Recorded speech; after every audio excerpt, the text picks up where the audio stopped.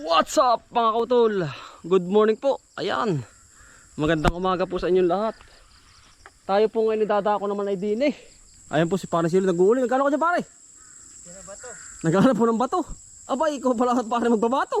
Hindi ho. Yun po ano. Grass cutter po. Ayan. Mga kautol mag-grass cutter po kami habang kami naka-standby pa. Din eh po. Wala pa pong puputihin mga kautol. Medyo madalang-dalang pa. Habang madalang pa mga kautol ay ganariho ang mangyayari.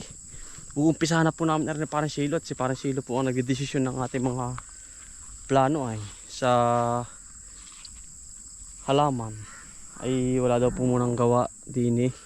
At lahat po ay waiting po lahat mga kautol. Waiting ha. Waiting po lahat. Talong, pipino, sitaw. May tanim na rin tayo sa kabila mga kautol na sitaw po. Ano po? Yan. Ito po ay grass cutter na lahat ah. Malinis na. Kasi bago po, sabi ko nga po sa inyo mga kautol, bago tayo umalis sa... Para tanggalin mo na yung kahoy.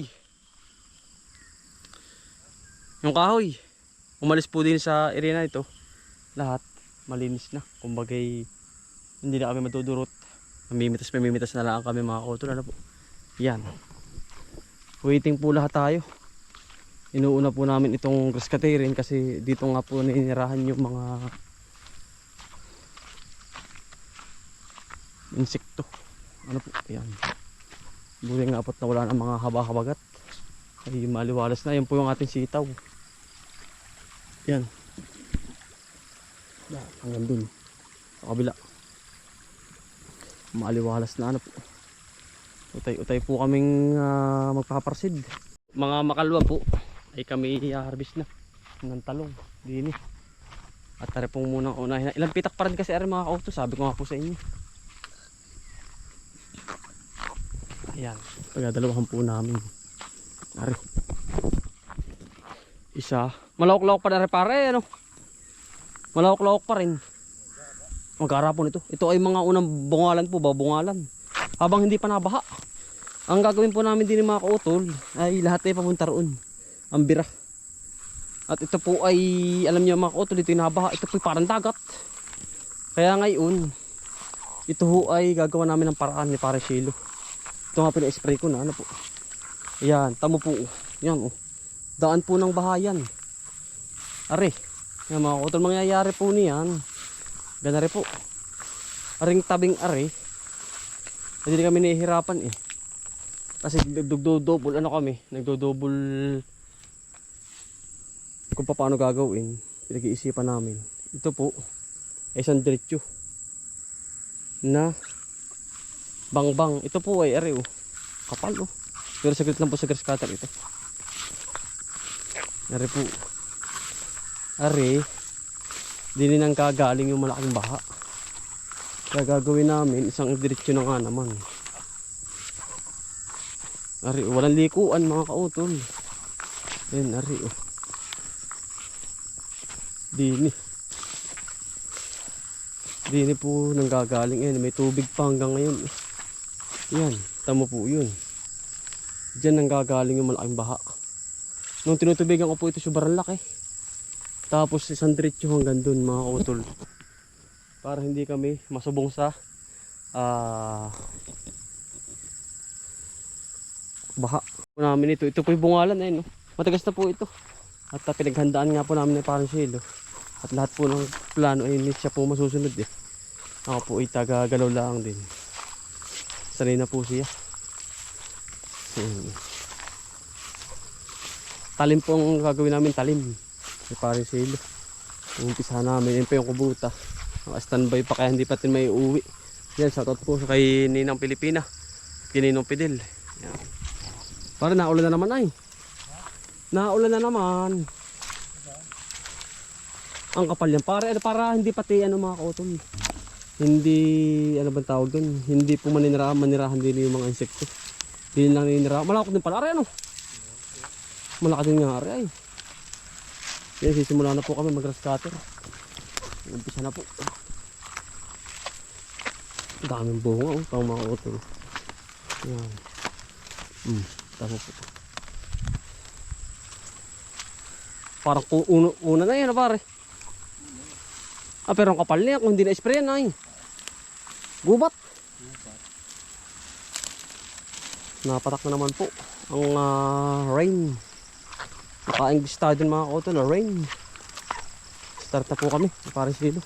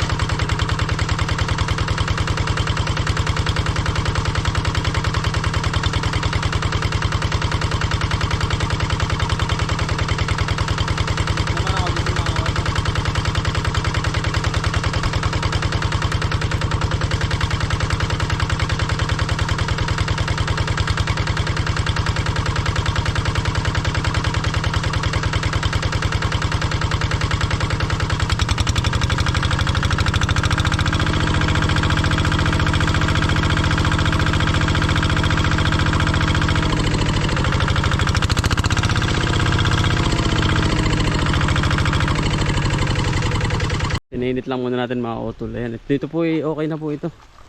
Grass cutter lang namin para hindi pati pumulupot sa gulong yung mga damo. Ayan. Maganda ito yung unang ano naman. Sigurado ang ganda po rito ng halaman. Ayan, mabungalan po ang tawag dyan, bungalan. Isa, dalawa, tatlo, apat, lima pa yan mga utol na. Napitak. Darating na January ay bubuksan po yan. Bubuksan na pa sa makalwa yan o kaya sa linggo. Pwede na ho yan. Pero lalagyan po namin ng ano yan, bangbang yan. Papunta din sa may dulo. Kasi ito ay parang dagat ito mga utol. Mangyayari po ito'y talagang wala, talagang dagat. Yun, basang-basa po yun. Pero kagandahan dyan ay quality platin mga utol.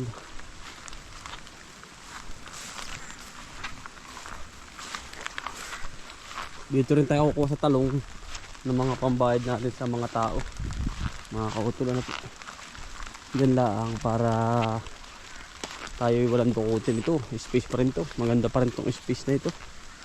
Mga kautol na rin yun ay quality.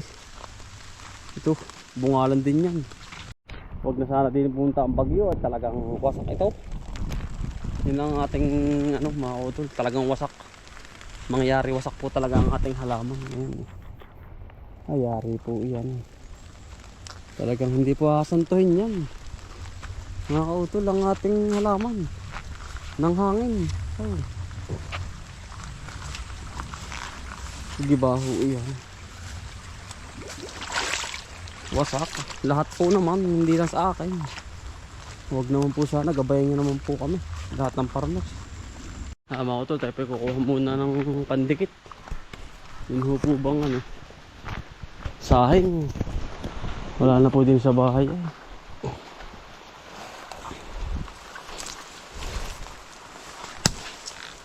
Tayo po kukuha muna. Din isa. Gubat-gubat nga lang ho, are. Dito sa may dulo-dulo. Wala na tayong pandikit. Dito po walang problema sa pandikit. Mga kautol ay. Kukuha ka lang din ng sahing. Meron ka na. Hindi mo na kailangan ng kung ano-ano. Magtatag-ulan pa man din. Ay, ang hirap po. Yan, ang dami na wala nangunguha. Mga kautol. Kuha lang ng dahon ganito. Tapos, yan na po yun.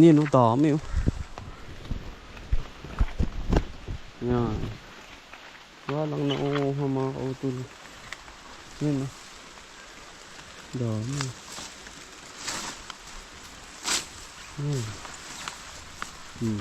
Dami. Sapot-sapot kailangan natin ito mga kautol sa ating kubo. Pandikit nga. Pandikit. Madaming hantik pala. May nagbabantay talaga din. Mga kautol, pingi po ako. Yun ang babantay. Dadamputin ko na. May nagbabantay na hantik. Ay ko. Pagkasakit. Hantik po. Bahay pa rin ng hantik yan. Nagkabog pa. Sayang. Oops. Ang hirap po magpadikit ngayon. Gawa mo ng tag-ulan. Kailangan natin ng ganito. Sahing. Diba? Susunod na uli yung iba. Kailangan po itong tagaan para lumabas yung katas. Mga kautol.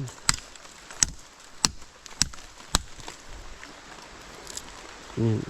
Okay na po ito. Dami na oh. Ito po yung mabango, parang perfume. Parang ito yung nilalak sa perfume din mga kauti. Yeah, pagkasakit ng ugat ng antik.